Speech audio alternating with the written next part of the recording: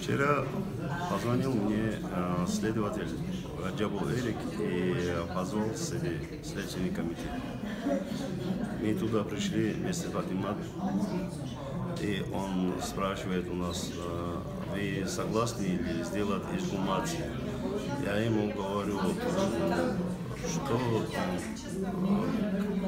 год и 7 месяцев прошло, что ты хочешь сейчас там найти? Ты хочешь, чтобы я второй раз похоронил своих сыновей? Это не Фатимат не выдержит, не я выдержу. Я ему однозначно сказал, нет, не согласен. Что ты сейчас хочешь там? Куда ты смотрел год и 7 месяцев? Почему тогда еще, если тебе надо? Я говорю, у нас же хирург там был зондом, проверялись все ранения зондом, проверялись, ничего там не нашли. Где этот объяснительный хирург Магдиев Амарасхаб? Он деле это не нашел.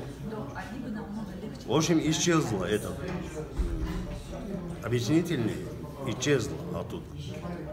И что же они теперь хотят? Всячески хотят, чтобы я прекратил этот сделать, искать, кто виноват в гибели моих сыновей.